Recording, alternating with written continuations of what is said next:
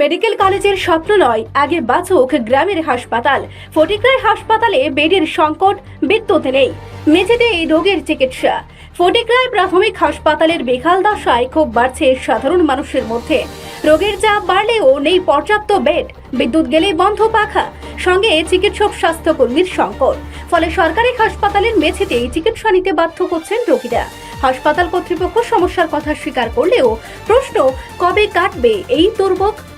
ঊনকোটির ফটিকরায় প্রাথমিক স্বাস্থ্য কেন্দ্র নামে সরকারি হাসপাতাল, অথচ পরিষেবার ছবিতে ফুটে উঠছে চরম অব্যবস্থাপনা। মাত্র 10 শয্যার এই হাসপাতালে রোগীর চাপ বাড়লেই দেখা দিচ্ছে বেডের সংকট।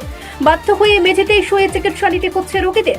শুধু ব্যাট নয়, বিদ্যুৎ সমস্যাতেও নাজেহাল রোগী ও পরিজনরা। বিদ্যুৎ চলে গেলে বন্ধ হয়ে যায় পাখা।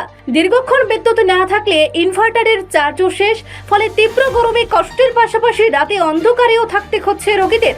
রোগীদের অভিযোগ, শৌচালয় থেকেও দুর্গন্ধ ছড়ায়, অথচ সমস্যার সমাধানে দৃশ্যমান উদ্যোগ কোথায়?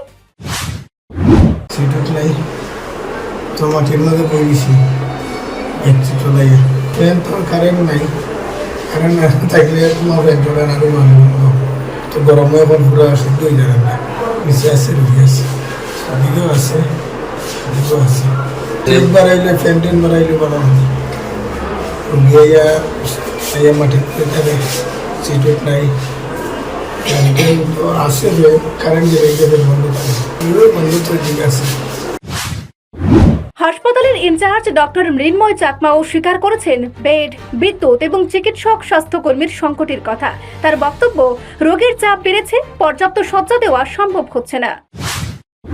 এখানে একটা লোডশেডিং এর একটা বড় সমস্যা, পাওয়ার ব্যাকআপটা সম্ভব হয় না। তো আমি আমাদের এখানে যারা জনপ্রতিনিধি আছে তাদের সাথে আমি কথাবার্তা বলেছিলাম যে একটা যদি হাসপাতালের পাশে যদি একটা গ্যাং যদি বসানো হয়, ওইটার ব্যাকআপে যদি আমরা কিছুটা আবার রোগীদেরকে একটা পরিষেবা দিতে পারি। লাইটের ব্যবস্থা যতটুকু ব্যাকআপ আছে অতটুকু, ব্যাকআপ তো শেষ হলে তো আবার বন্ধ হয়ে যায়।